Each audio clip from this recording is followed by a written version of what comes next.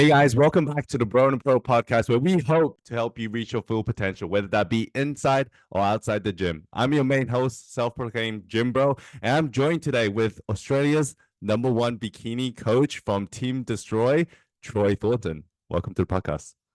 Brother, thank you for having me on. It's a pleasure to be back on. Yes. Thank you for coming back for the second time round. I'm excited to kind of dig deeper. I think a lot of times when I interview my first guests, like first time appearance on the show, they generally I just want to go through what they normally do and like their whole concepts and their methodologies and stuff. So this one's gonna be a bit more interesting. So obviously we're going to talk about a few different questions, talk about how the bodybuilding industry is going and your thoughts on it as well. But once again, thank you for jumping in on this podcast. Yeah. Absolutely. Always happy to be on. Sweet, man. So we'll start things off, right? So what is the secret to creating a top quality athlete? Obviously, you've built a lot of good athletes. How did you go last season A? Do you want to give a rundown of how well you think you went? So the first question is, what does it take to build? What is required to make What a is this? high-level What is athlete? the secret to creating a top quality athlete? What is your secret?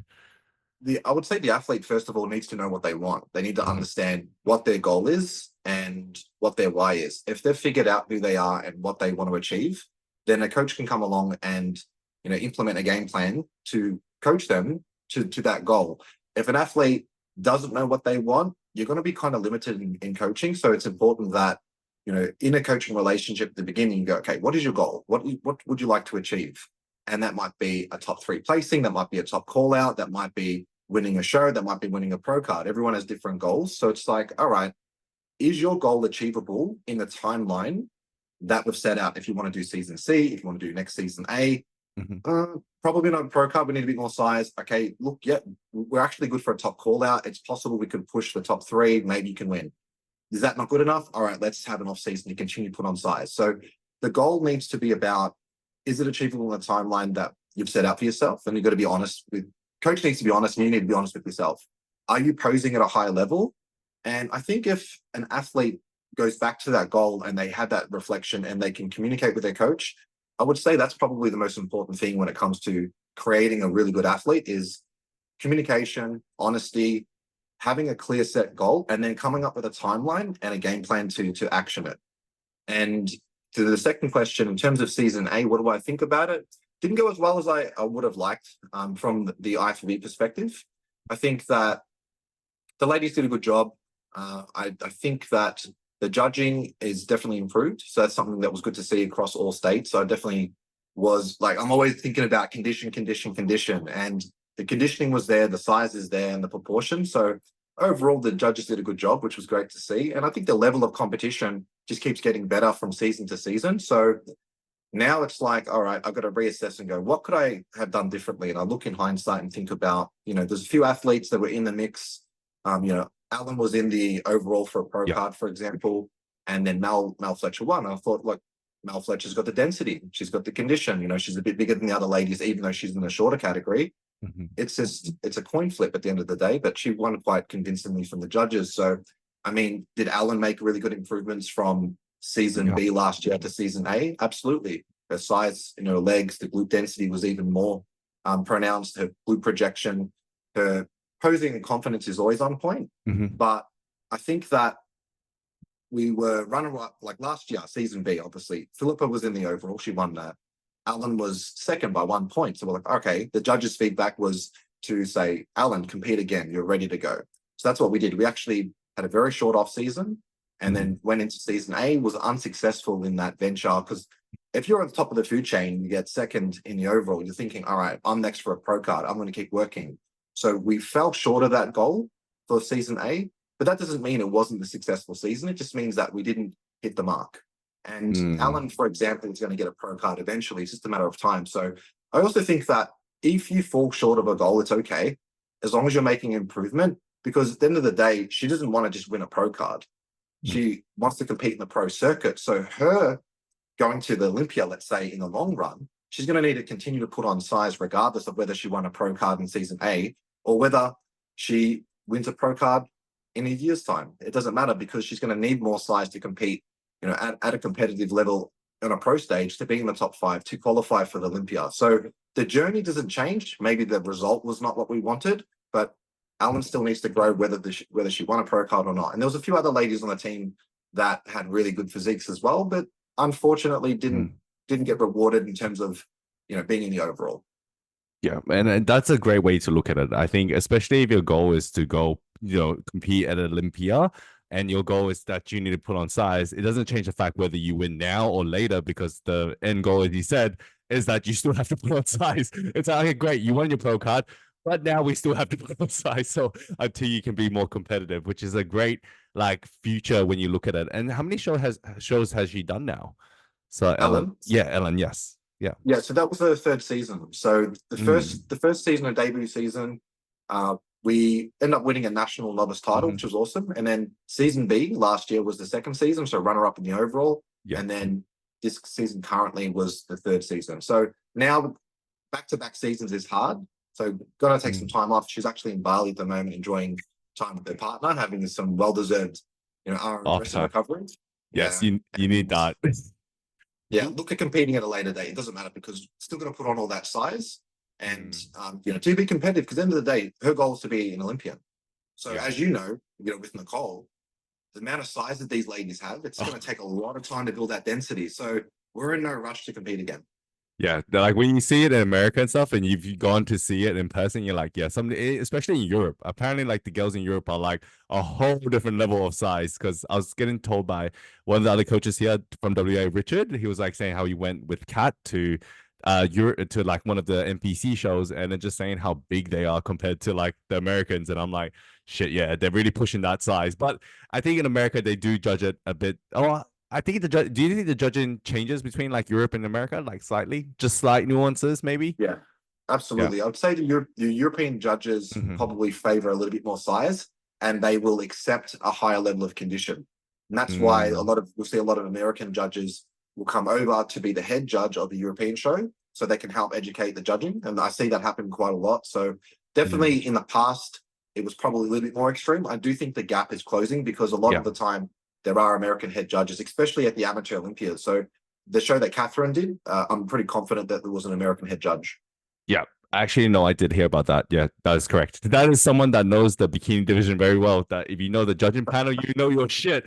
I love coaches out there can't say that, right? And I think knowing who you're going to get judged by is important information as a coach. I think that's super important to consider. I don't know, it's like, because I look at it in like all the federations, and you like, okay, what did each state kind of like? And it does change slightly. Like someone might reward shape over a bit more condition or size in some of the shows. And like, you've really got to think about that as a coach. You can't just like be like, I'm going to bring them the best, but then you got to make them fit the criteria of what the judges personally might be more subjective to.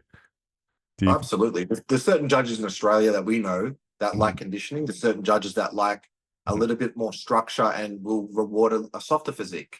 So everyone has their preferences, and it's intelligent as a coach to know what judges are responsible for what, who's the head judge in what state, and then making sure that we're working towards that look that they're going to favor.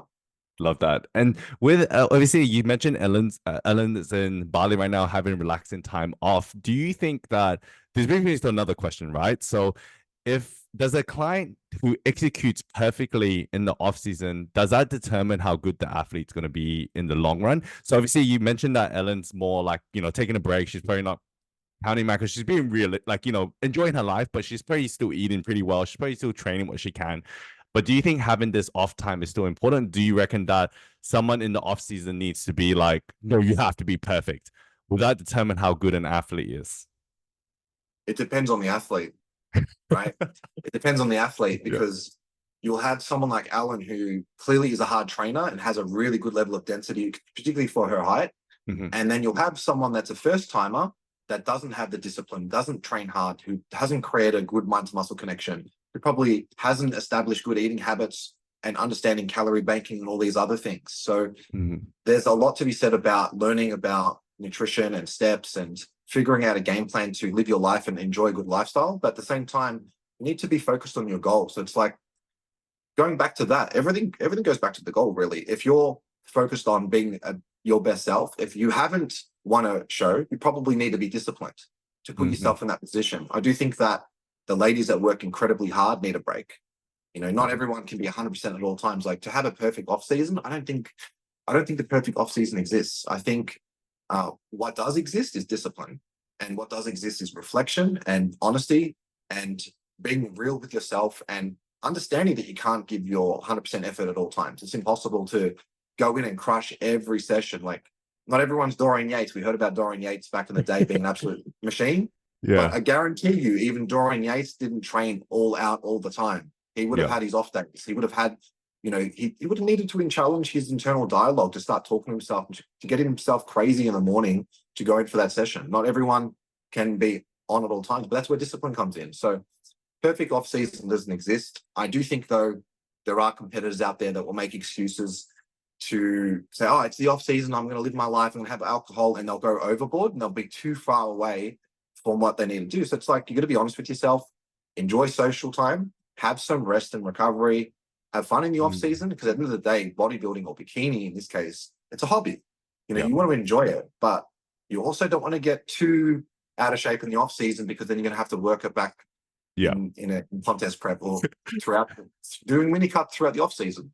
Yeah, that's a great way to look at it. And I think like having those internal cues or biofeedback, it's hard to teach someone that, like to be like, hey, go and enjoy yourself, but be in control and have that discipline. Because like knowing, like as you mentioned, Dorian Yates would know when he's like, oh, I've trained too much and I need to take some time off. So, like I think his training split might have been 4 days a week. I don't know exactly how it was, but I feel like he was training super hard in those 4 to 5 days. It was less than that even. I think it was like 4 days. That's why I feel like he just goes super ham, but he will have like 3 days off.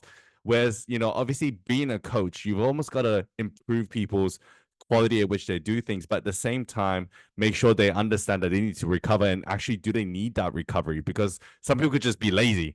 How do you distinguish between someone that is actually putting in the work and actually right, like, they'll be like, oh, I'm tired. And you'd be like, do you implement like a deload then? Or do you be like, no, just keep pushing through? Do you know when to kind of tell them the right thing at the right time? Or is it hard to predict, obviously, as a coach? I will look at their check-in information, and Mm. I'll assess to go, okay, what is their energy like? What is their digestion like? What is their sleep like? And if their mind to muscle connections there, if their training intensity is up, so like rating training intensity out of 10, if they're always at an 8 or a 9 and they're progressing and their energy's high and digestion's good and sleep's good, it's like, we don't need a deload. So it's Mm. assessing the check-in really individually, and figuring out a game plan. I don't like the idea of planned deloads. I don't think it's a logical thing to do, because you can push through. And if, for example, someone is, let's say, having poor digestion, or they've got poor energy, or they're not sleeping well, they're really achy, they're not recovering, I actually wouldn't implement a deload in that case. I would say, let's take 3 or 4 days off. I Mm. personally like to rest the athlete rather than go in the gym for a pump. I think it's Yep. better to, if they're completely exhausted or they're getting to that point, they're not sleeping, they might have a lot of things on their schedule, whether it's study, whether it's work, a combination of, personal life things are going Mm. wrong, they've got stress in the family, that type of thing. Take a few days off the gym. I think taking days off in the gym, if the whole concept of a deload is to recover, what's better than going in training for a pump is completely resting. So Mm. I'm a big fan of having a few days off. If you're, for example, on a 5-day training split and you're completely exhausted, and it's a Tuesday, and you say, hey Troy, I'm exhausted, I will say, take the rest of the week off, Mm. literally. And Yeah. then by the time it's like a Friday or a Saturday, they'll message, hey Troy, like I'm actually really excited to get back in the gym. Can I get back into the gym? I want to train. So it's like, all right, you're starting to get motivated again. The desire's there. Go in for that session on a Sunday and see how you feel. And then I'll say, I've had the best session I've had in weeks. So sometimes those days off are very important. Yes, and you need that communication. Going back to what you said, like communication is important. Someone actually telling you that, like actually, instead of like, oh no, I need to push through and just keep pushing. Sometimes it's not always about pushing. It's about knowing when to pull back as well at the right time, and it can be very beneficial in the long run. Yeah. Absolutely. And especially in the off season, you're not pushing for a Mm. show. There's no timeline. So you can have that privilege, and that it's a luxury to do that. If you're Mm. in a contest prep, it makes things a bit more challenging. Yeah. Maybe they need to have a high carb day. Maybe they still need to have a couple of days off, but it might not be 3 or 4 or 5. It might be 2 days off in a row. It might be a high carb day. Yeah. It might be something that you need to assess. So in a contest prep, it does a little bit more context is involved. And, in that case, maybe a deload might be a good thing, but it depends on the person as well. Yeah, love that. Great answer. So we'll go on to the next question. Sorry, I just went on a tangent there a little bit, just dug a little bit deeper. But the next question we have, if you had a choice between amazing genetics or killer mindset, which would you choose and why? Killer mindset, absolutely. Genetics, you see people with really good genetics. If you look good, great. I'd rather work for it than to have it, because it's not just about the result, it's about the process and the journey to achieve that result. It's the person who you become wanting to be better. If you're just like, hey, like I'm the shit, and you haven't really worked as hard, and you just sort of, you see those genetic freaks that just sort of, Yes. yeah, I rock up on stage, I've dieted for 4 weeks, and like I might Oh, win a man. show. See that so Those often. type of men's physique athletes, yeah. And it's like, if you had that mentality, that Mm. kill or be killed mentality, you'd be a machine. But it's very hard to switch that on. It takes a long time to switch that on. And myself, I've go through phases of being lazy as well. I mean, we all do. Like I said, you can't always be 100% on, and that's where you need that reflection. Go, okay, what are my goals? Everything goes back to that, and you go, is this important to me? Am I working towards it today? What can I do better for tomorrow? And if you have that mindset, you're going to be sweet. So I just like the idea of working hard and challenging myself. If that was me, I would prefer to have shit genetics and a killer mentality. just for the work. Who you become when you're working hard is more important than the genetics, I think. No, great answer. It was a tough one. I had to think about that a little bit as well. I was like, I wonder what he would choose. Because like genetics is, we know in bodybuilding that genetics is only the biggest key player, like majority of the time. And obviously, but then I've seen many good genetics just go to waste. Like they just never competed before. They just look good. And you're just like, why haven't you competed before? They're like, I don't really want to. You're like, So what the? hey, it would be great to just wake up and look like Flex Wheeler. You know what I'm Yes. saying? So Well, we can't take away so look, flex. it's pretty hard to not want to look like Flex Wheeler, as a Yeah. bodybuilding fan. So it's a hard choice, but I'll stick with mindset. Okay, mindset, love that. Because I think, like, especially with bikini as well, being like, do you believe that genetics does play a big role in it, or yeah? I think it does, but not when you're achieving a pro card. I Mm. think that you can achieve a pro card with pretty average genetics, with a good mentality to put on that level of density. I'm not going to name names, so I don't want to put down certain competitors. It's not about that. It's just that if you look at things objectively, there's certain competitors that aren't structurally 100% bikini, or as Yes. close to, that they just don't have that top 10 Olympia look, and they might win a pro card, and that's fine. You can win a pro card without having amazing genetics and amazing bikini top to bottom balance. If you have the density and condition, you'll probably be rewarded. So a lot of ladies talk about, oh, I don't have do I have the genetics? I've got a wide waist, or I've got, small clavicles, or whatever it might be. It's like, max out your frame. How about you do that? Focus on what you can focus on, control your variables, which is putting on size, being a really good poser, Mhm. and game planning for a good off season, and then you're going to be rewarded on show day. Genetics at the top level, yes. If you want to be a top level Olympian, if you don't have the genetics, you're pretty much screwed. Straight out, love that.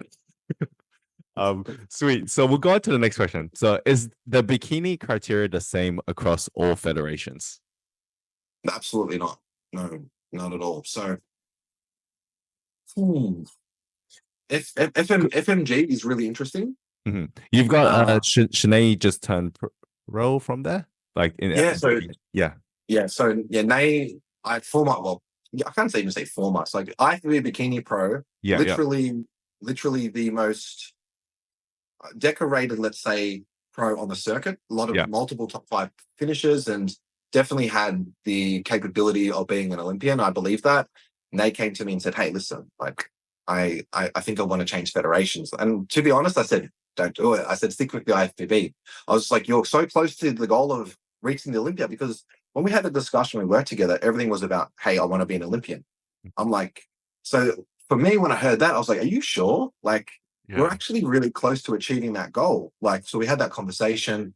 Obviously, she's had a long time to think about it, made her mind up. I'm like, cool, I support your decision to do that. I just want to make sure that the Olympia, as soon as you make that transition, there's no more Olympia. If that's what you really want to do, then I'll support you. So obviously, so Nay went down the FMG road. Figure Pro looked absolutely ridiculous. Mhm. Probably with more size, it actually suits her structure. She's probably the craziest physique I've seen on an FMG stage. Like just the size, the condition, the balance, and that's without bias. Like just looks crazy. And going back to bikini, FMG bikini now they've separated it. So one thing I really like about them is they've separated the divisions. You got bikini and you got bikini athletic. Bikini Yeah. athletic, for lack of a better label or expression, it's more closer to the IFBB look in terms of condition. Whereas regular FMG bikini is more of a softer look. It's still conditioned. You still need to have a decent glute hamstring tie-in, but they don't want it etched in. They don't want you super striated. So there's a certain look that is required. They want ladies super full. So if you come in depleted and flat, they're just not going to look at you. So you can get away with being depleted and flat in the IFBB to a certain extent. They will allow that. But if you come in flat in FMG, it's like, nah, you're not feminine. You're not going to be rewarded. And I kind of like that because it's a part of the presentation. You want to have that beauty element and presentation and how you look on stage is important. If you're really drawn in as a bikini competitor, it's a different look. So that's different from IFBB. IFBB will favor more condition. FMG is sort of the other way where they'll reward more presentation, beauty, top to bottom balance, but fullness. IFBB more condition. ICN, those natural federations, I think that it's like IFBB, but super, super, super, super first timer. Yeah, yeah, I get what you're saying.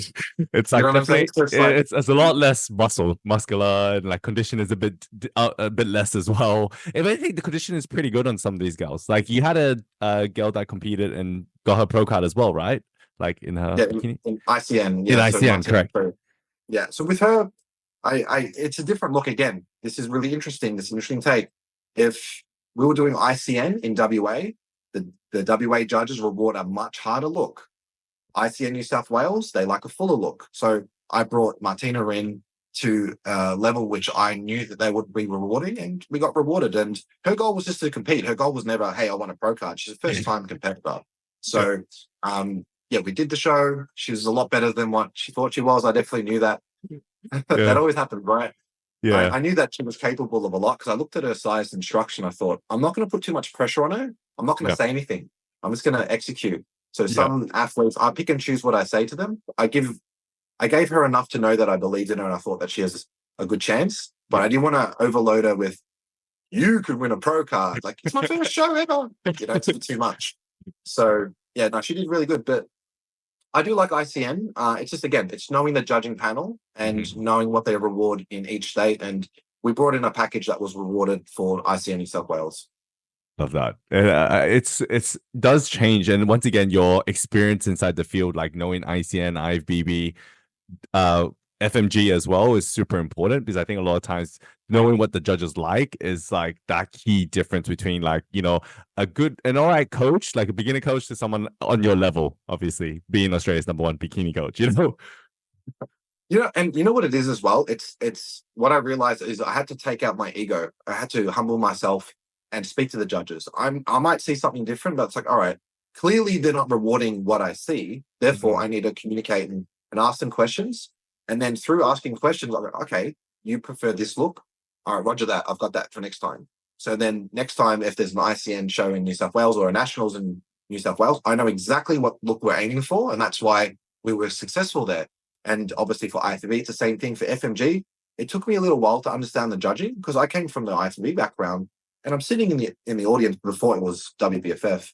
And I'm looking at it going, how did that girl get overlooked? And I'm like, that doesn't make logical sense to me.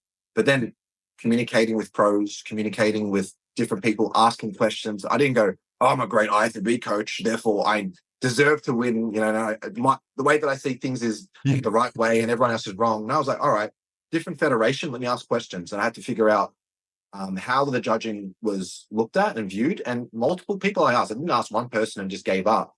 I was like, I want to be top of the food chain in this federation. Therefore, I must learn. So then I was asking a lot of questions. I figured out the criteria, went over to also WBFF Worlds twice in Vegas to learn and to see what they reward.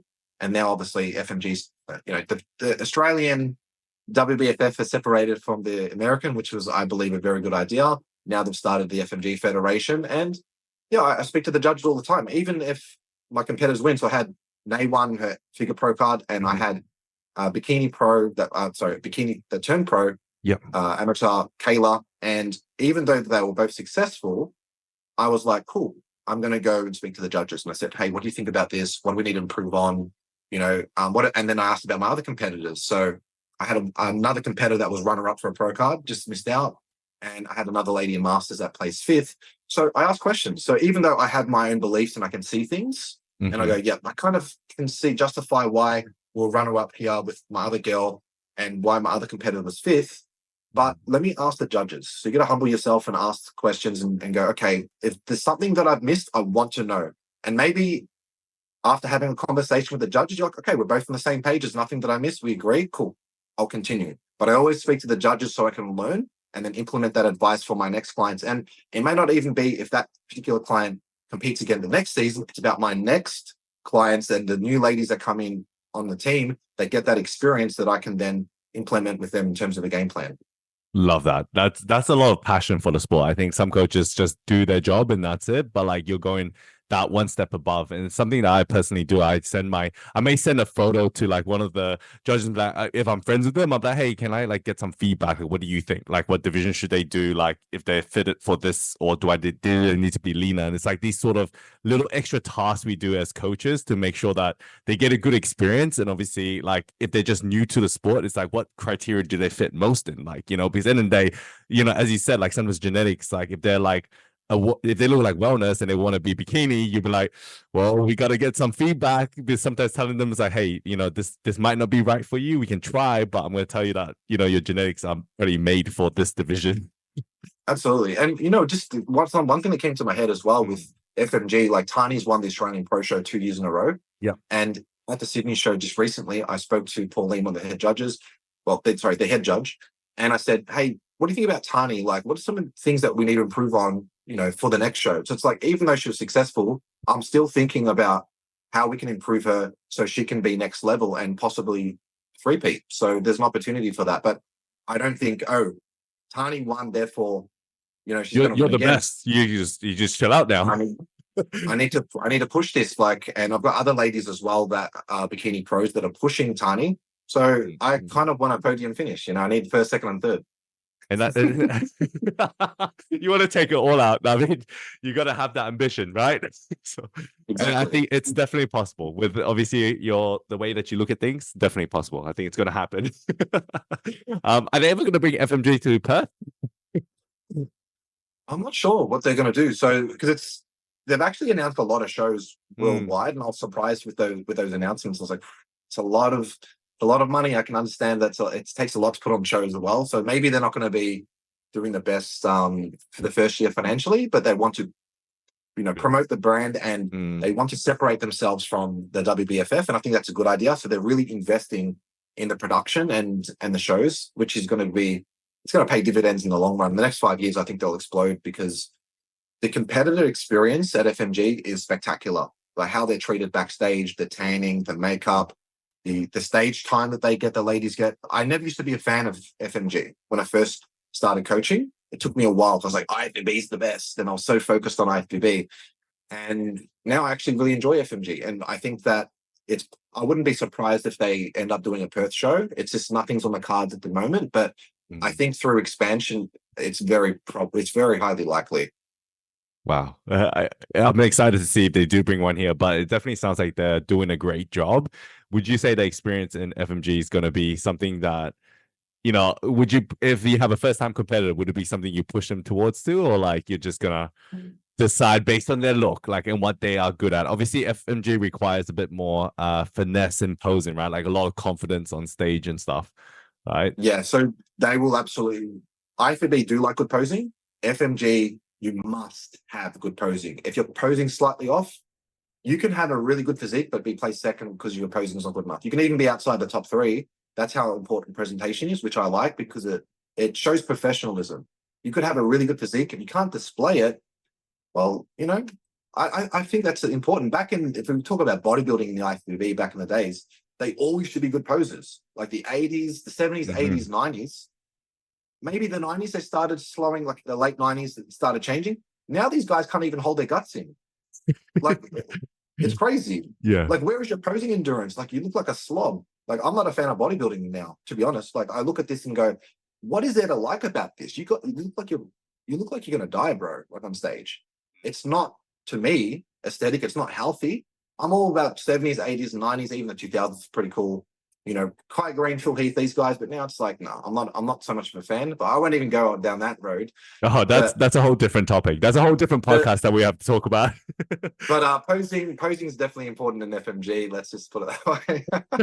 Do you reckon you could get away with bad posing in the IVB and win? Absolutely, I've seen it many times. I've seen ladies literally. Yeah. So if they're in a rear pose, they'll Mhm. literally hinge like this, and they'll look like they're a rocket about to take off. They're trying to create that shelf, aren't they? Isn't that the idea?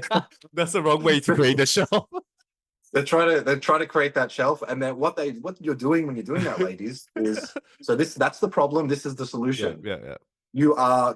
You're creating an imbalance. So you're pushing out your hips to show maximum glute size, Yeah. but you're losing upper body taper. You need to make sure you're showing top to bottom balance, and you're not losing your upper body taper. If you're posing upright and you got a slight tilt, that's okay. But some ladies do this on stage, and they lose their upper back, they lose their rear delts, and it's just like you just glute heavy from here, from the hip, and it's not aesthetic. It doesn't look good. But it's a crazy shelf, though. It's just funny because everyone talks about the shelf, and I'm like, people get it wrong with it. They just lean forward too much. And I'm like, that's not the shelf we're talking about. It's kind of funny. Do you think Exactly. do you think the problem is the posing coaches that are teaching them, or is it just the coaches' eye for the division? So like, It's both. So I will always respect posing coaches, and mhm, there's certain posing coaches that I really like to work with mhm, because I respect their eye. But even then, I don't always agree with these posing coaches, and I'll make adjustments myself. So number one, it's the posing coach's fault for teaching them that, and if they didn't get taught that, for not changing that habit, right? mhm. And it's the coach's fault for having the final say, going, yeah, that rear pose looks fine. You can go on stage like that. It's ridiculous. So it's the coach's responsibility. I mean, some ladies are first timers. They might be a little bit nervous on stage. They might overpose. That does happen.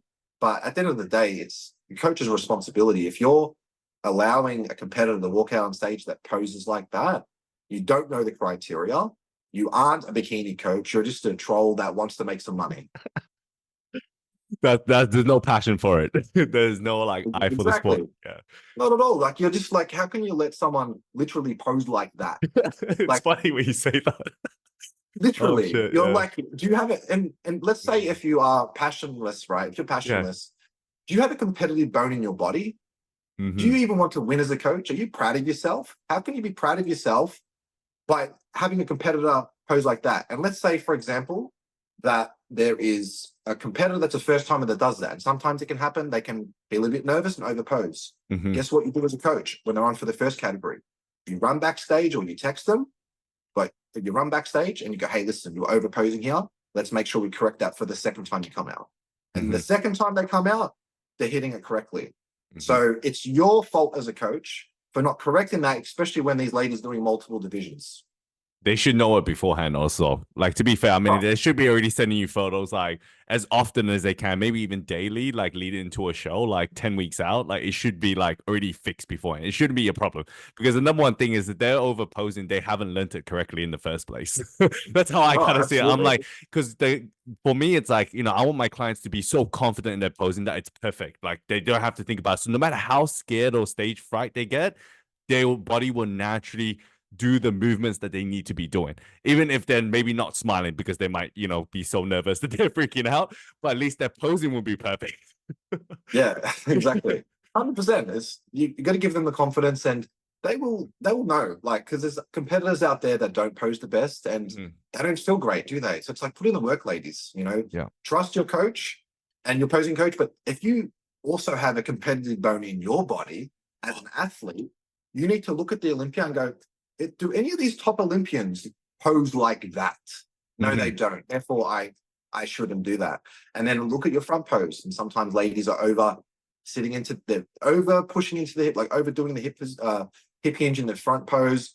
They're creating too much of an arc, too Hmm. ribby. There's a lot of posing mistakes that some of these ladies implement. And I do think in some cases it is nerves and they overpose because they're trying to look really big. But top to bottom balance, you don't need to look really big in bikini. You need to look feminine and you need to look relaxed and polished, which means not overposing. This means hitting your shot and looking like a statue without needing to exaggerate your position. Yeah, love that. Sweet. So the next question we have, if you had to get coached, who would you choose and why? Around the world, anyone around the world that you can think of. So if I was a bikini athlete, yeah, if you're a bikini athlete, yeah, if you had to choose. You know what? Like I'm number one in the world. It's like you got to choose who you, because I know you know all the best in the world as well. Yeah. So this is the issue that I have is that I don't agree with a lot of drug protocols that some of these top coaches have, and I know what they do because I've had conversations with them. So I won't name them and say this is what they recommend, but there's a lot of crazy dosages. And if you look at the results, the size is great, the condition's great, but the femininity isn't so great. You know, they'll have a little bit of masculinity, the hair's thinning. This you can see the difference. Like they don't look like healthy athletes. Even the skin looks different. They look like they lack that collagen, that fullness in their face, whether it's the off season or in prep. You can have a sunken face, but you don't want to lose that collagen when your skin thins and it's almost like grandma skin. That's not healthy. There's a difference. Like grandma skin, it's too dry, like, too dry, like somewhat elasticity. It's like you're using way too much anti-estrogens. Like if you look at Nicole when she's lean, perfect example, right? Obviously she's got very good skin regardless, but she gets super lean, but she's nice jawline, everything's sucked in, but she doesn't have that grandma looking skin because she's not using crazy shit. You know, she's not using the bad compound or too much of them, you know. So a lot of these ladies will do that. I would just go, you know what? I'll be like, I'm gonna do this. I'm gonna go message Honey Rumbud, you're creating a bikini Olympian. You've got Olympians in every other category. You need a bikini Olympian. Honey Rumbud. Yes. So Honey Rumbud's your choice. Here's a good choice. I think he's coaching Chris Bumstead now, is he? I think he is. Yeah. He's taken over Chris. And if you look at Chris is, I mean, like he's progressing every year, let's be fair. Chris is he could coach himself almost, but Harney's on another level. If you look at Chris's side chest, his density in his hamstring sweep and his density in the chest, the shoulders, even the arms, it's just exploded since working with Harney. And also his lower lat development. So he can assess a physique and look at what needs to be worked on, and it will just blow up an area real quick. So he's becoming unbeatable at this point. Like his side chest is absolutely ridiculous for that division. If you look at it, no one's going to touch him. Like it's insane. It's like Ronnie Coleman used to hit a back double bicep and blow everyone out. Chris Bumstead hits a side chest and it's game over. Like he's great from the front of all that, but if you look at the side chest and look at the density and the shape and game over. And the balance as well. I think there's a lot of guys that will come in with similar physiques, but then once they stand next to him, you start to see their flaws, like their imbalances, like their upper body might be a little bit bigger than the lower body. And then you can see it so clearly because when they stand next to Chris, he's perfect upper and lower. Like his balance is so well put together that you're like, this guy is a freak. But I did hear news. I don't know who told me this. I can't remember where I heard it from. Apparently, Chris Bumstead weighs not away from everyone else. So he actually weighs himself behind the scenes at Olympia. Really? Some people have said, well, I don't know where I heard this from. I can't actually exactly told me this, but apparently, like because he weighs himself away from everyone, that he's actually coming in heavier than what they say he is. But because they like him for the sport, they are leaving him in that division because he's a great representation of the. I know it's a big call to make, but have you heard anything of that sort? You kind of seem a bit like new to it, like, oh shit, I didn't hear that. Look, I will say this: if that was a strategy, it would actually make a lot of sense. It wouldn't surprise me if they did that because I would say that I haven't heard anything too crazy with the IFBB Pro League. I know the IFBB Elite. Yeah. That when they had that split back in the day, they did crazy shit like that. Yeah. They allowed discrepancies in weigh-ins. So it's not something that's new to bodybuilding because it has happened in the past. Whether that happens at the Olympia level with the Pro League, yet to be seen, but wouldn't surprise me. I've seen crazier shit. You used to judge Arnold's and everything like that, so you know exactly how behind the scenes it could be potentially just swayed slightly. Because I mean, this is the number one in the world, and he's the best rep for the sport. So they're like, well, if he's 20 pounds over, yeah, we'll just say he's this way. Yeah, it's hard because I think Hani Rambod would actually have a protocol that would fill him up and rehydrate him the way that he needs to be rehydrated. I think that his joints are small enough. He probably doesn't have crazy bone density. Yeah. And I mean, it's not like there's a few athletes that look really big on stage and they have the height. It's hard to know what he depletes. You know what I'd like to see? I'd like to see him do a vlog on it. What he gets what's his depleted weight, and for him to show that. As soon as we see that, we're good to go. I'm not sure. I don't watch his vlogs, but if he's ever done that before on his YouTube, maybe he has. He's like, yeah, I'm making weight, because I know what, for example, like a lot of, let's say, MMA fighters do to make weight, and they'll do more extreme things than bodybuilders, and they can't use diuretics because it's, they get drug tested for that, so they're not allowed. It's a tested sport when doing mixed martial arts. So I see the crazy things that martial artists do to drop scale weight and water weight, and they've got to perform the next day. So it's a little bit more challenging in terms of, you got to fight. You're fighting for your life, right? Yeah, exactly. So, yeah. To make weight, I definitely think it's people can easily cut 20 pounds, 25 pounds and still make weight and then blow back up. So it's just about filling out. It takes a long time to fill up in physique. And Hani Rambod, I mean, that's probably why Chris is so big lately as well. Like, he just looks like he's blown up. I think Hani just has his protocol down so well when it comes to peaking strategies and carbing up that it just separates him from the rest, because no one else can carb up that much, or they don't have the knowledge. Like, Hani's on a different level. Yeah, he's definitely got he's one of the best in the world. I have to agree as well. Like, if he's getting these guys with a shit ton of muscle, like shredded and filled at the same time, it's not an easy job to do. Like, with that much muscle, especially because, they're depleted, and it's like, how much carbs do they need to actually fill out that amount of frame, right? I'm sure, like, you would have, like, carved up a lot of the girls. What was the highest you ever carved up a girl on, like, carbs wise?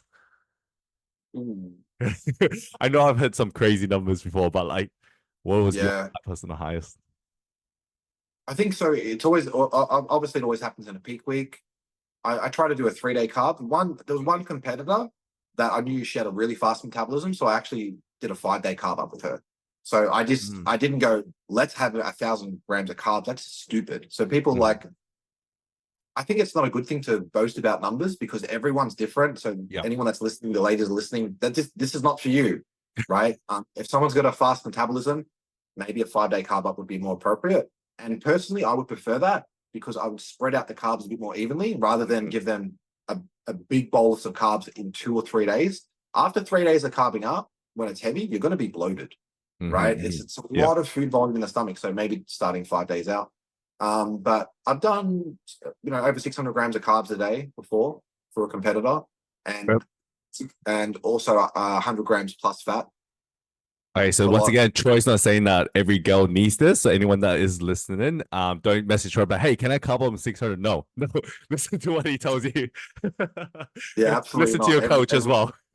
Everyone's different, and some ladies are very carb sensitive, where you'd be like, was that even a carb up? There are ladies out there that do not need a lot of food. They metabolize it differently. Yep, love that. So the next question I have: if a girl has loose skin, but they have every intention to turn pro, how would you go about fixing this, or is it not viable? It depends on how loose the skin is. So let's say post-pregnancy, maybe. Oh, that's no problem. If it's post-pregnancy, loose skin, not an issue. These days, you can also, if it's a really significant issue, you can also get needling done. And RF technology, or like radio frequency technology on the skin, is very good for collagen production. So something that can be really beneficial in those areas if it's in your stomach. A lot of ladies with pregnancy will be concerned about their stomach. You can easily get that done on. And there's other treatments as well, but RF technology is very, very good for collagen production and skin tightening. Would you recommend any supplements, or just like RF technology is like your go-to? Top of the food chain, yeah. Like that, if there's a significant problem, you do RF technology, you will see remarkable improvements. So I've got a competitor, not a competitor, but an athlete that I'm working with at the moment. She actually came to me before, so she come to me after she's on treatment, and she's like, hey, Troy, I just want to fill you in on my journey. This is what I've been doing. And she sent me before and afters, and I was like, this is very, very impressive. I was like, wow. So she spent a bit of time and obviously money doing the procedure, but it makes Oh, a big difference. is it a procedure? So is it a one-time thing, or is it something you have to keep going to for like over a period of time? Yeah, And you do multiple sessions, so yeah. it's definitely better. You will see a difference after one, but it's not going to be significant. 3, 4 sessions, you continue and you assess. So you might go in and you might have a bit of loose skin and say, "Hey, this is my problem. I'm a competitor. What can I do about it?" They'll come up with a treatment protocol. Might be 3, 4, might be even more sessions than that. Yep, But yep. then after 3 or 4, anyway, you'll see significant difference. You'll be like, "Wow, I'm actually really happy." And more than likely, ladies will be like, "I need to continue this." So it's very effective. They get addicted. They're like, yeah, I'm gonna keep doing that. Sweet. Absolutely. So the next question I have: boob job or not? Will this determine how well you do? No, a lot of the time you don't even have the density to be competing at the top of the food chain. Like if you get a boob job, so many ladies have implants, which is fine. That's not going to determine the outcome if you don't have the size. If you don't have the shoulders, the glutes, the legs, it's like put on the size needed. You'll be able to achieve a pro card without having boobs. And if you're thinking that having implants later down the road, if you want to be a top level Olympian, will help your silhouette. Will it help your silhouette? Yes, it will. But I will say that do not get implants if the whole idea of getting implants is for competing, because it's not for you, is it? Like ladies, you need to do it for yourself and not for a competition. A lot of the time, it's these amateur competitors that are asking these questions. Do not get a boob job for the purpose of competing. That sounds ridiculous. You're probably going to be competing for maybe 3 to 5 years of your life, and outside of that, you've got the rest of your life to live. Do you want your boob? If you want to get your boobs done, and that's something that's really important to you, because you might not be confident with your silhouette and shape. That's fine. Do it for you, but don't do it for a contest because some judge told you at an amateur show that you need to get your boobs done. Has that happened before? Tell that judge to fuck off. Ridiculous. Yeah. Has that happened before? Competitor. Has that happened before? You're an amateur competitor and you're being told by a judge to get your boobs done when you need to put on more size. This judge is a fucking idiot. Imagine your feedback is that is horrible. That is actually like the worst piece of it. I'm surprised that actually I haven't heard for it personally, but now that you mention it, I'm like, yeah, no, I'm not surprised if it has happened before in the past. And you're like, don't listen to them. They don't know shit. Absolutely. Sweet. Okay, so hypothetically, all right, we got one girl that has an amazing upper body and lower body is average.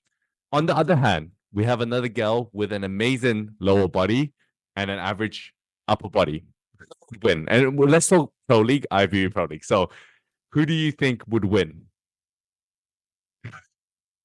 Yeah, with the glutes. Has to be. Yeah. And it's like, yeah, it's I mean, look, it maybe depends on what state you're competing in. Yes, yep. Probably, yeah, actually, it depends what state you're in. Yep. I would say majority of states will reward a competitor with the legs and glutes versus the upper body size. If you've got really nice taper, but you're lacking glute size, density, and volume, it's a bit of a problem. So I think that, yeah, and it also depends on how much. It's like without seeing photos. If we saw photos, for example, okay, let's say the best upper body for bikini and the best lower body for bikini, and then it's just like average. Average is just an average, like for the upper body or lower body. Does that make sense? So let's say, let's say you're talking like Olympia level upper body, Olympia level lower body, and an average legs or average upper body. Which one was you? This is okay. Because like personally, what I thought of when I wrote this question, I was like, this is a good question. So I was like thinking in my head, I'm like, okay, well, they on the amateur level, I personally feel like they would choose the upper body because they see it in the front pose more. But when you're on the Olympia level, where they will look at that glute hamstring time, they really will look at everything. They might reward the lower body, but I don't know. That's my personal what I kind of came to. I was like, that's what I would probably think, but I don't know. What do you think? Yeah, I think that's good. If we're saying that it's an Olympia level upper body with an average legs glutes, 100% we'll go with taper, shoulder to waist ratio. Yeah, we'll go with that because you don't need to be you don't need to have Olympia level glutes to win a pro card or to win a local show. So I'll go for that taper with average legs and average glutes versus I mean, imagine having Olympia level glutes and legs on an amateur stage. You're probably going to get told you're in wellness, So That is actually true. Actually, on the amateur stage, you're 100% correct. They might be like, oh, actually, you're more wellness student. You'd be like, no, they are not. They're like Yeah. Olympia level. That brings me to the next question. Do you think hamstring tying is important? So obviously, this is something you've, I think, kind of brought up. When I first heard of it, is obviously when Nicole was with you, and then the good hamstring tying, it was all the rage. You look at the Olympia level, they will talk about it like you got to have this. Do you think it's that important or not? Like, I mean, I know you think it's important. Yeah, I know you obviously believe it's important, but do you think it's important for like a competitor to definitely have that if they're competing? Yeah, if your goal is to do well, if your goal is to, Mhm. if you go back to like, what is your goal? Okay, I want a top placing, I want a top three, I want to win, I would like to win a show. So it's like the best way to win a show is to have the best condition possible for the category, which means having clear glute hamstring separation.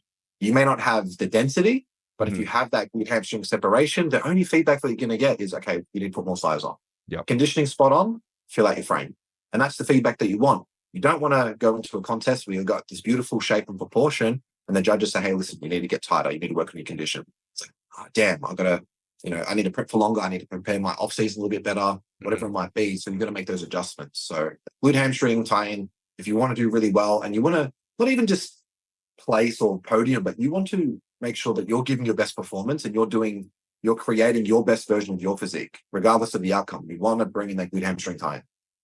Do you think the judges in Australia judge that? It's getting better now, so I would say now it's up to speed. Yeah, absolutely. Yeah, because I feel like at some point it wasn't it wasn't talked about much, and then now you start to see it more. It's more common, but I guess it's maybe because you Scott have like a lot of the girls, so like you're bringing in this really good condition instead of all bringing that glute hamstring tie in. So I think that's why it's like improving the standard, which is good.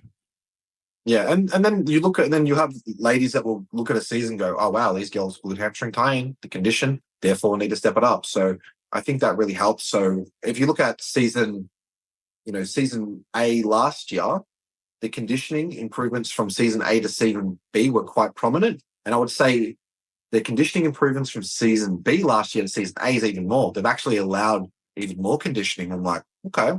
So they've just got to make sure, that they're not letting ladies get too hard. But I also think that it's better to reward a competitor that has everything and that might be slightly too hard than to go, no, you're not looked at, you're outside the top three, which has happened in the past, where a Mhm. competitor has, clearly looks like, they're top of the food chain as an amateur, but then they're not looked at because they're over conditioned. It's like, okay, the feedback is you're going to win today. You've won. Mhm. You can get better because you need to get softer for the criteria. You're still best out of everyone that were competed, but you need to get softer. That's how you handle it, and with the last year at season B, when Philippa won the overall New South Wales, she did the Queensland show, won the overall there. We did a show and followed up with the New South Wales show. We were a little bit too lean. She had a stomach bug that week, and as you can imagine, with a stomach bug, you lose a bit of Yeah. weight. So we we're a little bit overly conditioned for that because we couldn't carb up enough, and it just chewed through her, right? The Mhm. sickness that she had, Yeah. and she won that show. Feedback from the judge, which I absolutely agree with, and I thought was we're on the same page with, was that, hey, listen, we're a little bit too hard. Get a little bit softer. Go back to the Queensland look, and that's what we did for the pro card win. We brought in that good level of condition and really pushed the fullness, which was more closer to what we brought for the first show. Amazing. It's so interesting when I think about it. It's like everything's just improving, and I think like just being a little bit better each time is super important. So, with the next question, based on your opinion, talking the bikini division, which country do you think gives you a greater chance of winning your IFBB Pro League Pro card? Wow. Okay. It's If you, because I know you do. You have a lot of competitors around the world, and obviously you've got, you probably watch all the different shows that happen across the world in the amateur area as well as the pro area. So, do you reckon there's I wouldn't say an easier pro, but a greater chance of winning your pro card, like if you were to yeah. compete? It's tell you what, it's harder to win one in North America to go to the USA or Canada. If you win a pro card there, you're really good. Tell you that, because it's not easy. You're going to go to an amateur in the USA and you win a pro card there. very hard to do. You're definitely good if you see the ladies at NPC Nationals, North Americans, etc. Yeah. They look crazy, and we're only seeing photos. We had that discussion where you see them in real life as like Catherine's show. Richard, the coach, she was like, "Wow, these Europeans are crazy. These amateurs." It's exactly the same thing. People look at these Americans and you look at the photo. Oh, that looks good. You see them in real life and like, yo. It's kind of like when you first see a big bodybuilder in real life. Oh, 100%. When I first seen Ronnie Coleman and he was retired, I was like, this guy looks like a dinosaur. It does not translate on video. Like I used to watch his buddy videos. Yeah, the best videos. And then I seen him in real life, and I'm like, yo, this guy's just literally a living dinosaur. So I think that it's hard in North America, the bikini pro card. Europe can be challenging as well. I think the easier pro cards are definitely in Australia and New Zealand. I would say, Australia and New Zealand is probably the easier pro cards. We're not taking away from anyone that has won their pro card recently, but this is a choice take. I would probably have to agree with you to some extent. I do feel like the standard is still good. Like our winners here are good for sure. Like no taking it away from them. But I do feel like across the world, there are just some freaky competitors. Like even in the men's physique, did you see that Singaporean dude that came to Australia and wiped everyone? And he's like 23. Yeah. And I was just like, this is why I don't compete overseas, because I know how good they are. And I've seen them at Nicole's pro shows because I see all the amateur divisions and I sit there and watch it. And I watch the men's physique guys backstage and I'm like, man, these guys could, like 10 of them could come to Australia and just like beat us all because they're just, the size is different. They're all vying for one pro card. And I'm like, these guys are all or nothing. Like this is like bringing the best in Asia, and just like seeing the shows, I'm like, yeah. And this gives you an example because this guy just came here and just like wiped everyone. It was kind of like, who is this person? Yeah. And I will say the bikini competitors in season 8 were a step up. So the ladies that were all in the overall, that was no joke. That was truly the first time in an overall where I was like, every one of these ladies are actually very impressive. So I'm going to say easier pro card outside of this season. This season was a very, very impressive season, to make it clear. And I even going to that Singaporean men's physique dude, I joked to Tony. I said, Tony, he didn't bring his girlfriend with him, did he? Like thinking she was going to be in bikini or some shit. I was like, forget about that. I don't want to see the bikini version of that. Yeah, our Team China's coming though. Have you seen the Team Chinese bikini pros? Like they're like taking out like some of the wins, but I think you're gonna see them at the Olympia because I saw them in Korea and stuff, and I was like, man, these girls are like massive because like they're like pretty brutal backstage. I remember them saying to like when Nicole was talking to them in like Chinese and stuff, and I remember she was telling me that someone was saying that like you're lucky, like to the Koreans, they're like, you're lucky that we weren't able to fly here. Because I think it was like during like COVID and stuff, and they came with a team, and the girl who was like the winner for Korea came fourth to like 3 Chinese girls, and I was just like, oh yeah, they mean business, hey, like they're freaking brutal. They're like vicious. They've got wacky like the Chinese have got wacky structure. The taper's insane, so it's like if they can travel, the key, you know what it is? It's like you had that crazy genetics, you compete and dominate in Asian shows, but then the Asian shows at a pro level are different judging than the American. So just as we talk about, different stage judging, difference of opinion, the Chinese athletes need to get in front of the American judges, like the Tyler, the Sandys, and the Steve Weinberger, because he's a very good bikini judge as well. So they need to get in front of these judges and then get their opinion on what they need to improve, because at the end of the day, these are the Olympian judges. You need to be seen by them and get feedback, because you can dominate the Asian shows, but that's because, they might be number one. You may not have a top 10 Olympian going to these Asian shows. And number two, I do feel like the judging isn't as experienced as some of these top level Olympian judges. Normally they will fly out at least one Olympian judge. So there was like an American there that couldn't speak Korean, obviously.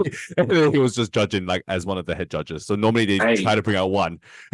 I tell you straight up, like one of the last shows that Nay did was I'm pretty sure it was the Singapore Pro Show. And Alicia won that.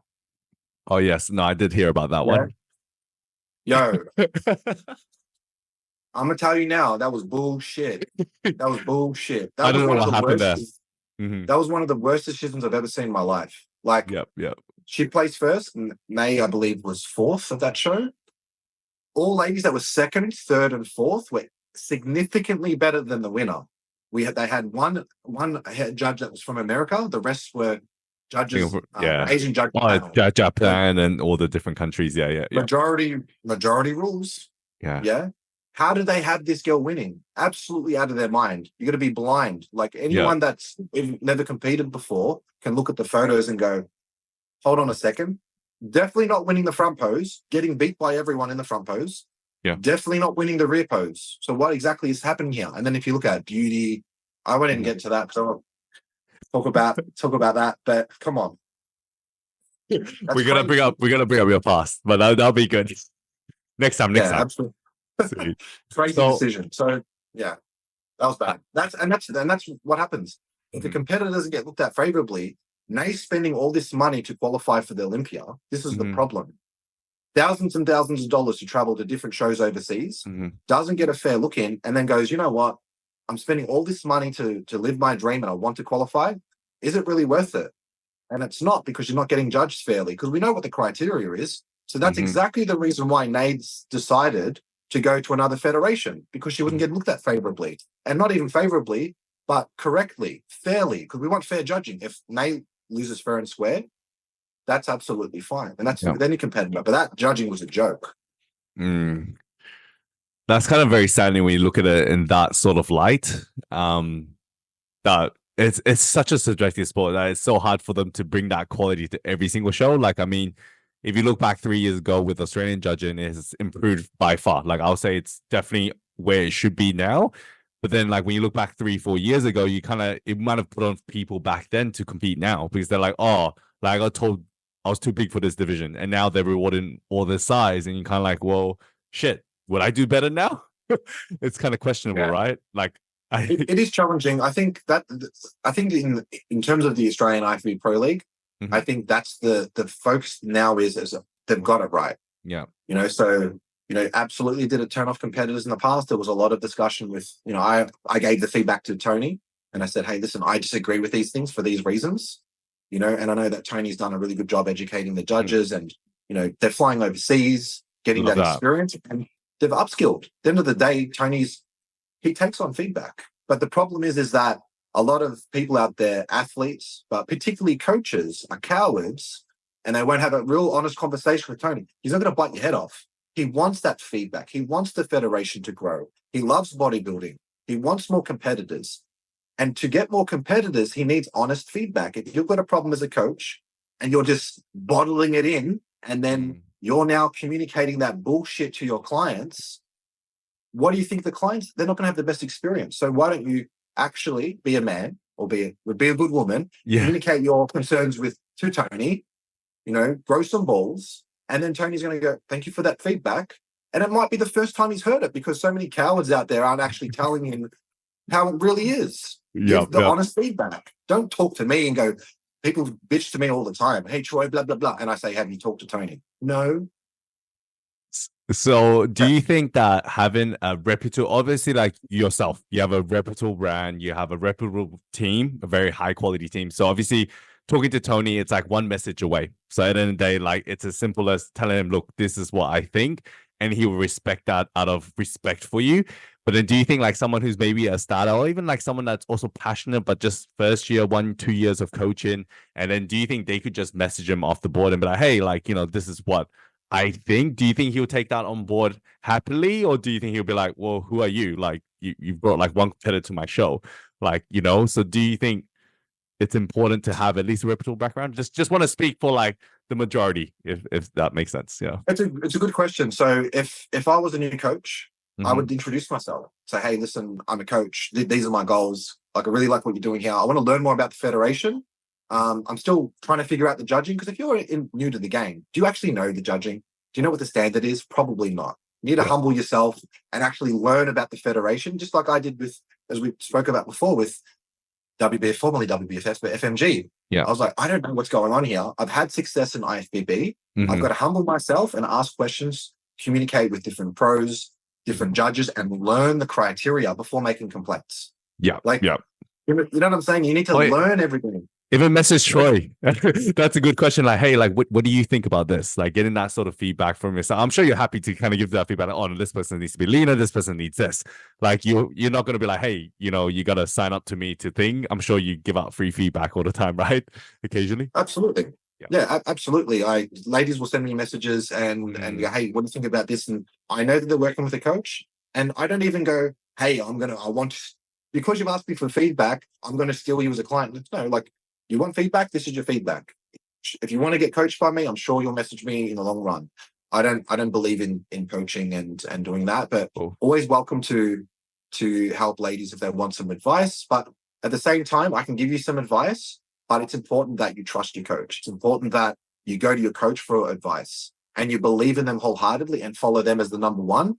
I don't mind helping, but I think it's important for you to trust in the process. And if you don't trust your coach, and if you're asking another coach for advice, it's probably not the best sign.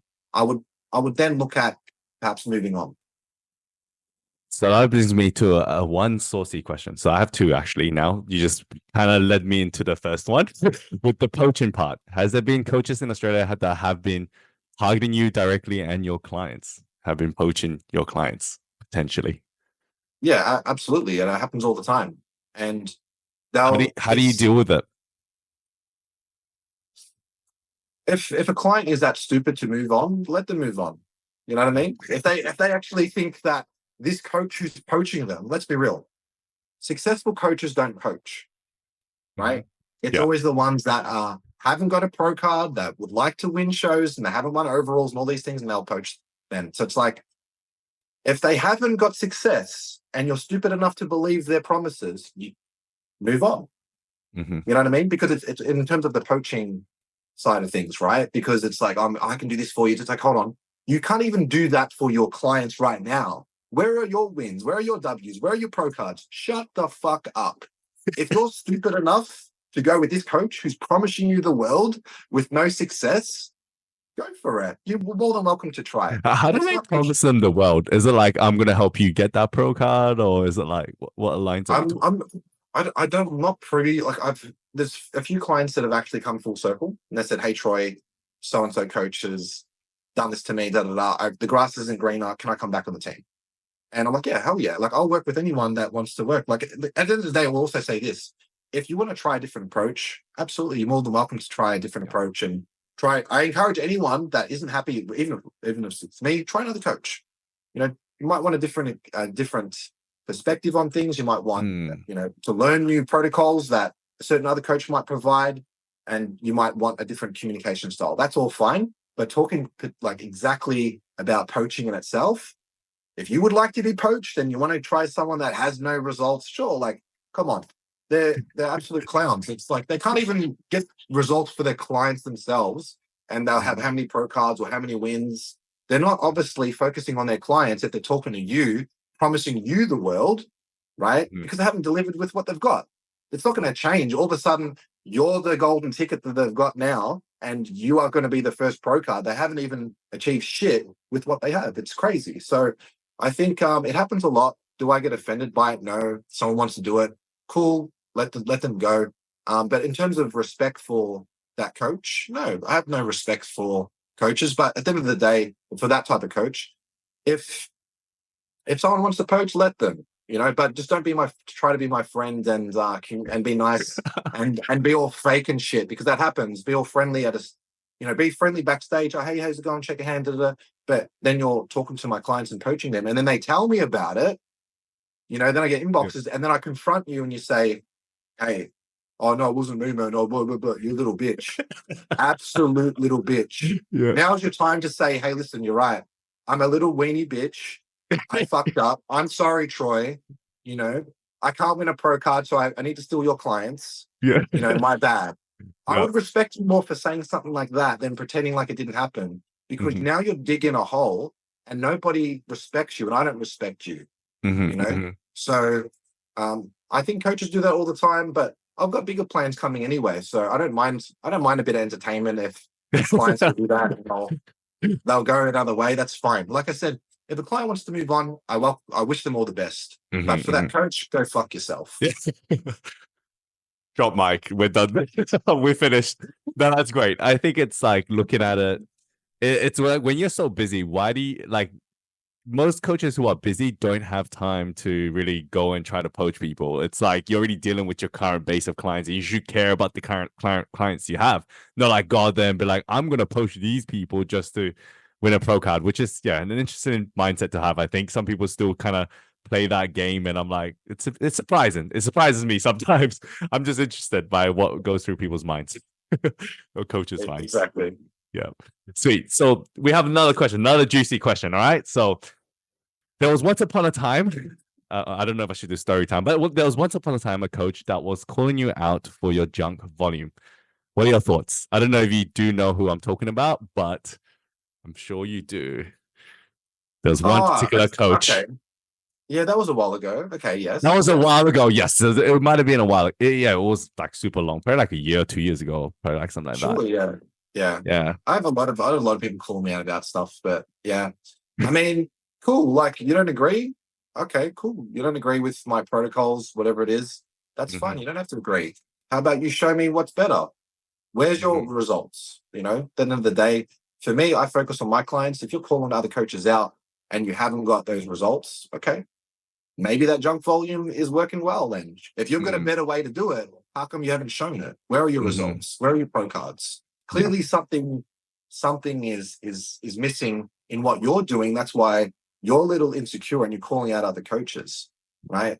So what exactly aren't you happy with in what you're doing, in your fulfillment, in your life, in your coaching, in your results?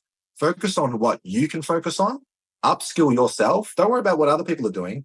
That's why you're not winning. You know, you're not upskilling. You're so focused on other people. How about you focus on yourself and your clients? And just as I said before, you can you can go to a show and communicate with the judge and go, hey, listen, I want to produce the best athletes possible.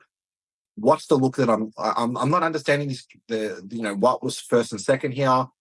You know, what do I need to do differently? Why did second, play second? I had to win, yada, yada, yada. So you upskill in that regard. Then you upskill with your training. It's like, all right, if you're getting feedback with clients and everyone's sore and they've got DOMs and they're not recovering as a coach, you're going to be like, okay, they're not growing, they're not getting results. Therefore, I've got to change volume. For example, if junk volume is an issue. So in terms of that as well, everyone's individual. I have some ladies on very low volume. I have certain ladies on medium, and I've got certain ladies on high volume, right? It's all about the feedback that you collect and checking information and making the right adjustment. I do find that the ladies that have more density, more muscle, will generally require less training volume than the newbies. I think the newbies can have a bit more training volume. They probably recover a little better. They're not training as hard. I think creating neurological pathways is important, getting used to movement patterns. I think they can definitely use a bit more volume, and I tend to do that with more experienced competitors. We do a lot less volume. And yeah, I do that across the board. The more density, the less volume, generally, I would say, as a good rule. So, but yeah, for coaches talking shit, let them talk shit. Doesn't bother me. I just do what I need to do. I focus on myself and I enjoy it. Like, I don't mind a bit of shit talk. So it's, I think it's entertaining. It's always entertaining. You must get a lot. You have very thick skin. I think we talked about this in the last podcast we had. You're just very good at like being able to just focus on your own, what you can do, and then that's it. Just don't respond. Just ignore it and just move on with your life. It's like they're the ones that are trying to get a reaction out of you, and it's worse if you react. So you rather just not say anything and just be like, no, don't give a shit. Fuck off. Exactly. And it takes some time to build some thick skin, and the more that if you care what others think, maybe you need to do a better job. If you're satisfied with the job that you're doing, nothing else matters. It doesn't matter what anyone says, because they could be calling you out for, oh, you're doing this wrong. It's like, okay, hold on, am I doing that wrong? Is there something that I can do better? I always ask myself these reflective questions, so I don't take it to heart and go, oh, this person thinks I'm a shit coach. Maybe it's true. Like, my heart's broken. I actually go, season A wasn't as good as I thought it was. I need to be better. So like, I don't take it to heart. I still look at it and go, cool, I had Alan in the overall. Yeah. Was that what I pictured? No, I thought more ladies would be in that mix, But if my biggest failure, right, is a lady in an overall in the IFBB contest and winning multiple pro cards in FMG and then ICN as well, then guess I'm a failure. Okay, so to lighten the mood up now, so like you got some girls for season B, you have a season C now. Sorry, because I know there's a B, so now it's confusing. Season C, do you have a stacked lineup? Do you have any girls within season C that you can call out if you want to? Do you think there's some, or we wouldn't say, but like some really strong competitors that you're like, yeah, these are the girls that are taking it. Yeah. Do you have So some? I'm going to keep them on the DL. Okay. I've got one competitor Mhm. who it's very interesting. I'll send you photos actually off air. Yeah. Okay. Yeah, Off air. Okay. and We'll keep on the download. yeah, this competitor is super freaky. hmm I think now that the judging is a little bit different, they're rewarding density, so I think we'll be okay. But I still have PTSD. Next minute, they're like, change it back to 3 years ago. And you're like, oh, shit. Yeah, it's like this competitor that I have. She hasn't posted. I haven't posted her on my feed. I think that she's going to be incredibly tough to beat. She has everything. She's got the shoulder to waist ratio, the Yeah. density everywhere. She's not missing a body part. She might be. There's a bit of density in certain body parts that you'll see. But I think if she can achieve the level of condition that I know that she's capable of, Mhm. if someone beats her, then they're going to be amazing, Yeah. right? Yeah. They have to be amazing to beat her. So if someone out there is amazing and that is capable of beating the competitor that I'm working with, that I'm speaking of, that I think of, then good. I'd like to see it, but we'll see. I think that there's a few good competitors on the team that I'm proud of, that I'm working with. A lot of good potential, some good first timers. I really enjoy working with athletes and pushing them to their goal. You know, some ladies don't like to be pushed. Others really like the grind. This competitor that I'm talking about, she's she's on a different level with her commitment, and I'm like, yo, this girl's different. And you look at the density and you go, okay, I understand why you look like this. You know, it's You can't because you're teach density. I think you can't. It comes down to you have to have like you can try to tell someone to push hard, but it comes down to you as an individual to be like, I'm fucking pushing hard and I'm committed to this fucking process. Like at the end of the day, we can tell them exactly what you. I'm sure it's the same thing, right? Like you just tell them like you gotta push harder, but can you make them push harder? I mean, you can keep telling them to do that, but it's up to them, right? Yeah, it's like there's a certain element of coaching that you can help them a little bit psychologically and really encourage them to level up. And sometimes Mhm. I think I might have said this to you last time, but like it's corny, but it's true, right? The greatest gift that you can give someone is believing in them. And if you believe in an athlete, they can create that burning desire. They can create that momentum. And then through that momentum, they're like, all right, I'm going to go to the gym and crush this session and I'm going to build on that. So I think coaching does play a role in terms of, you know, having that belief installed in them, understanding their why, their goal, and pushing them to their goal. But you can have a goal. I have one competitor, for example, I won't name who it is, who has this big, audacious goal, but a work ethic is the complete opposite. I'm like, come on, we need to do some baby steps. Like your goal's here, you're performing here. I'm Yeah. happy if we just go to this level. Yeah. Yeah. Baby steps. We can't just go boom. It's not going to happen. So you got to be realistic as well. Love that. Okay, so we better wrap things up. We've been going on for a while. Probably can keep going, but we'll wrap this up. What your last one piece of advice for athletes? So your top piece of advice, if you were just to give one, like to athletes out there.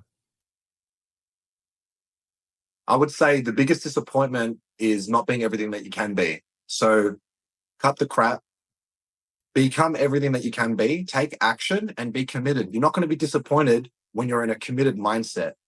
You know, confidence comes from putting the work in. You put the work in, you'll be very happy and proud of yourself. Great. Thank you so much, Troy. Where can the listeners and the viewers find you? Instagram's the best way at Troy J. Thornton. So you can send me a message. If anyone wants even a physique assessment, I will do it kindly. You don't have to. I'm not going to poach you. I'm not going to poach you. He's not going to poach you anything, but he'll rip you. He'll be like, nah, you did more of this and this. Happy to assess anyone's physique. If you'd like some advice, send me a message on Instagram. It's absolutely fine. And yeah, talk to you then if you're happy to do that.